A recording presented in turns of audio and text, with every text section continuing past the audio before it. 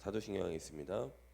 전능하사 천지를 만드신 아버지를 내가 믿사오며 그 외아들 우리 주 예수 그리스도를 믿사오니 이는 성령으로 잉태하사 동정녀 마리아에게 나시고 본디오 빌라도에게 고난을 받으사 십자가에 못 박혀 죽으시고 장사한 지 사흘 만에 죽은 자 가운데서 다시 살아나시며 하늘에 오르사 전능하신 하나님 우편에 앉아 계시다가 저리로서 산자와 죽은 자를 심판하러 오시리라.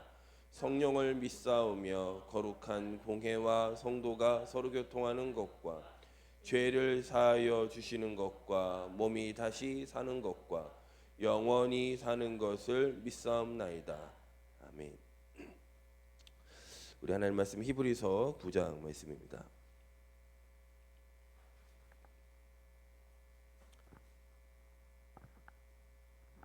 우리 23절에서 28절까지 말씀 교도하겠습니다.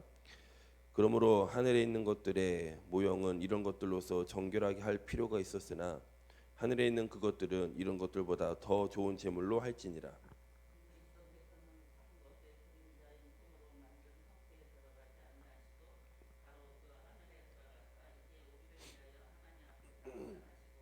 대제사장이 해마다 다른 것의 피로써 성소에 들어가는 것 같이 자주 자기를 드리려고 아니하실지니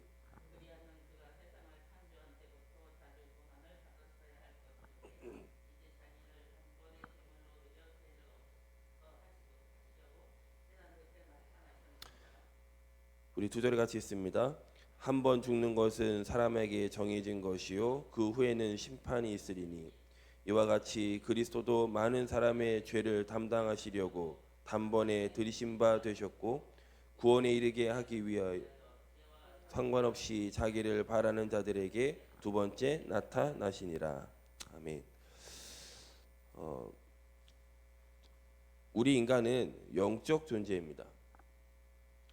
그래서 우리 인간은 하나님을 만날 때만이 참 행복할 수가 있습니다. 하나님 우리에게 어떤 은혜를 주셨느냐? 믿기만 하면 구원 얻는 은혜를 주셨습니다. 예수님 마태복음의 비유를 보면 마지막 때 결국 예수님이 오신 것은 마지막을 알리는 이제 종을 치신 거죠. 그 전에 구약은 다 그냥 모형일 뿐이고 그림자일 뿐입니다. 하지만 신약 예수님이 오신 이후부터는 사실은 이제 종말 우리가 막 종말은 막 무섭게 그런 게 아니라 시간적으로 이제는 곧 이제 마지막 때가 이제 온 겁니다.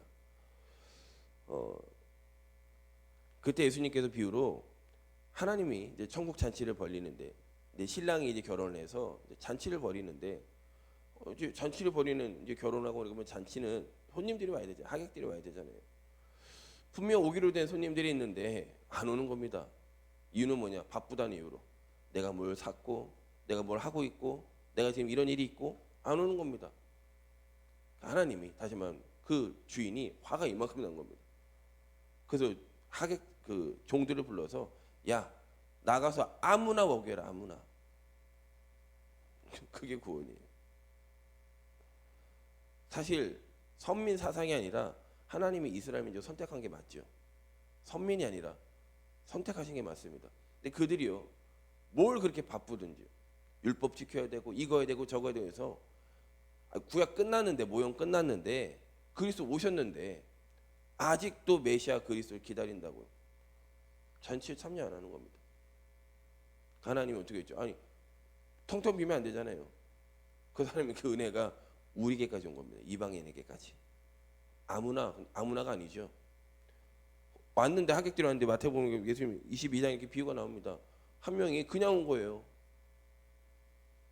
그냥 오면 안 됩니다. 믿음으로 나와야 됩니다. 그냥 온 사람은 쫓아내잖아요. 또요. 저 여러분 예수 믿는 게 그냥 오는 게 아닙니다. 완전 믿음으로 오셔야 돼요. 그 믿음 안에서 하나님 주시는 은혜와 응답을 찾아내시는 겁니다. 예배가 그냥 뭐 드려야 되고 안 드려야 되고 그런 게 절대 아닙니다. 모세가 하나님 앞에 성소에 들어갔다 나면 어땠죠? 모세 얼굴을 못 봤습니다. 그게 맞습니다. 그러면 요셉은 어떠했죠? 여호와께서 요셉과 함께 하심을 보았다고 되어 있습니다.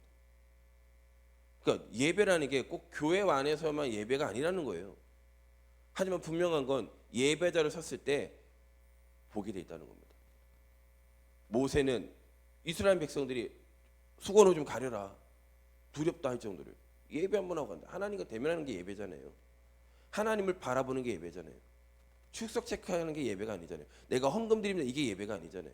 그러니까 다윗이 어저께 그 고백을 한 거예요. 하나님은 예배를 받으시지 않는다. 무슨 예배를 받아요? 오직 예배를 받으십니다. 근데 그게 아니면 그냥 뭐 내가 죄졌으니까 그냥 한번 양 잡지 뭐, 왕인데 내가 왕의 자리에 있는데 뭐 양 소 많은데 그냥 뭐 그거 잡지 뭐, 그 예배는 하나님 받지 않으신다는 거예요. 그 다윗이 그 고백을 한 겁니다. 어저께 시편에. 오늘도 예수님이 뭐라고 하시냐, 확실하게 얘기하십니다. 지금요, 하나님을 바라보는 예배, 오직 그리스도를 바라보는 그 예배를 통해서 우리는 변화되게 되어 있습니다. 그 변화는 사람 살리는 변화예요. 내가 더 갖기 위해서는 변화가 아니라, 내가 더 쟁취하기 위한 그런 예배가 아니라, 우리 23절에서 25절 말씀, 26절까지 말씀을 같이 다시 한번 읽도록 하겠습니다. 그러므로 하늘에 있는 것들의 모형은 이런 것들로서 정결하게 할 필요가 있었으나 하늘에 있는 그것들은 이런 것들보다 더 좋은 제물로 할지니라.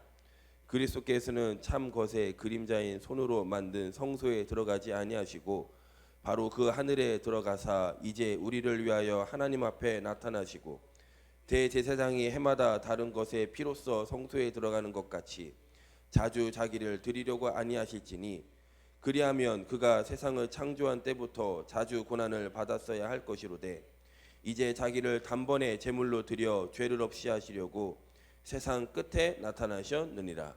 이 어마어마한 메시지입니다. 우리가 너무나 잘 알죠. 구약은 모형이에요. 그림자예요. 모형을 보고 우리가 좋아하지 않죠. 우리는 원형을 추구합니다. 우리는 지나가는 것을 보지 않고 우리는 본질을 봅니다.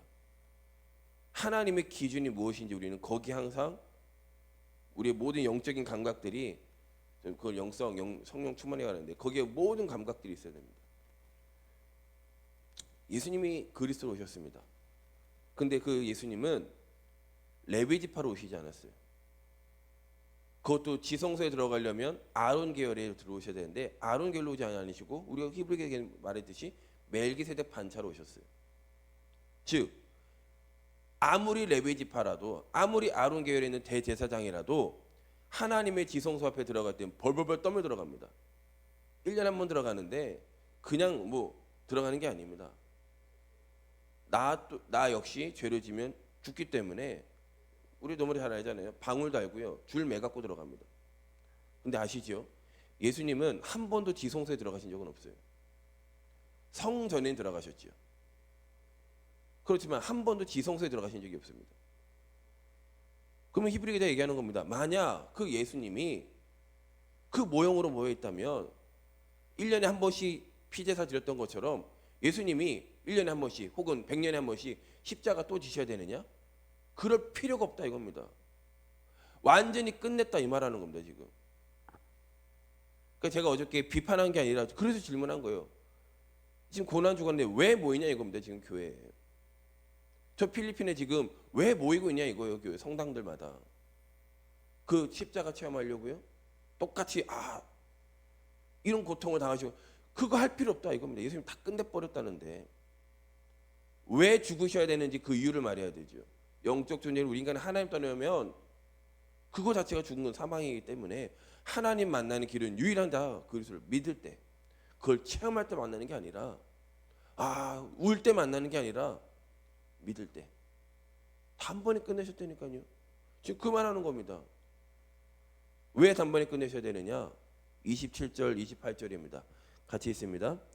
한번 죽는 것은 사람에게 정해진 것이요 그 후에는 심판이 있으리니 이와 같이 그리스도도 많은 사람의 죄를 담당하시려고 단번에 들이신 바 되셨고 구원에 이르게 하기 위하여 죄와 상관없이 자기를 바라는 자들에게 두 번째 나타나시니라. 한 번 죽는 것은 사람에게 정해진 것이요.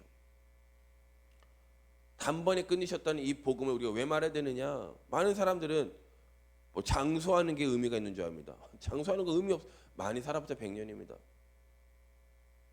하지만 그 이후에는 영원한 게 있습니다.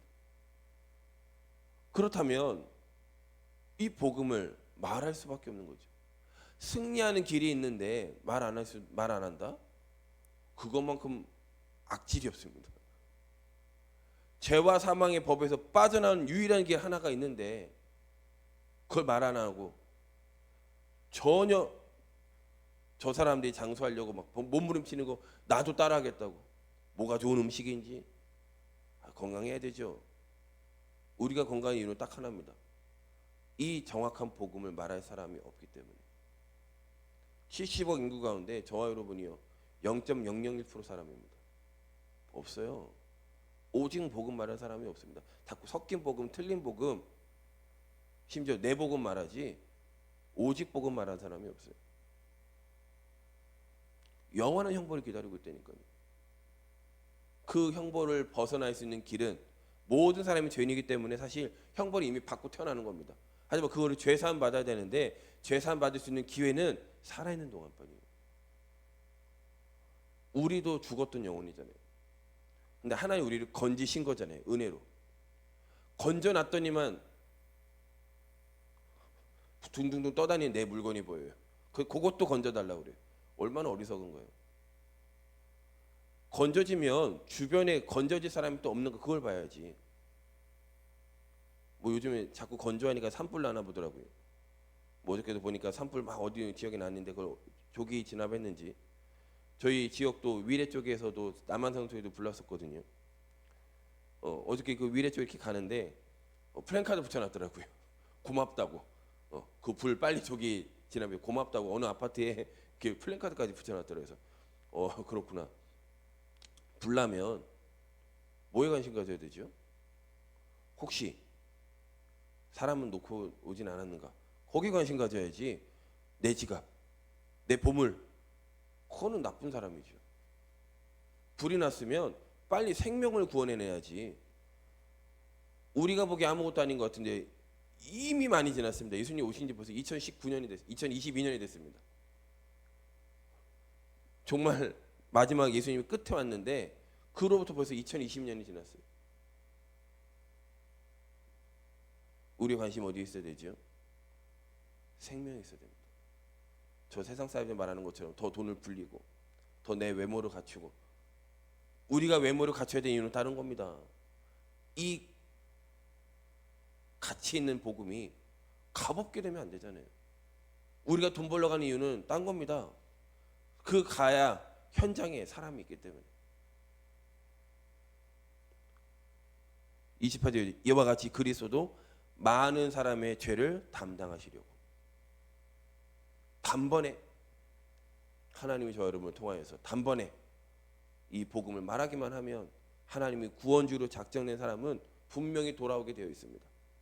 우리는 거기에 확신 갖고 오늘도 현장으로 세상으로 나에게 맡겨진 그 현장으로 갑니다. 담담하게 이미 승리한 싸움이기 때문에 이긴 싸움이기 때문에 오늘도 현장에서 이 복음을 마음껏 누리시는 귀한 여정이 되시기를 예수 그리스도 이름으로 축복하겠습니다. 우리 아침 기도 같이 기도합니다. 하나님, 오늘도 하나님 자녀의 신분을 가지고 하루를 시작하게 하심을 감사드립니다. 오늘 하나님이 나와 함께 하시고 인도하시고 동행해 주옵소서. 오늘 하루도 환경과 문제에 속지 않고 기도함으로 응답받게 하여 주옵소서. 내 마음과 생각과 삶에 성령 충만을 내려 주옵소서. 예수 그리스도의 이름으로 기도할 때 사단은 결박되어 떠나가고 문제는 해결되어지고 하루 종일 기쁨과 감사가 넘치도록 도와주옵소서. 나와 지금도 함께 계시는 예수 그리스도 이름으로 기도합니다. 아멘. 기도를 마칩니다.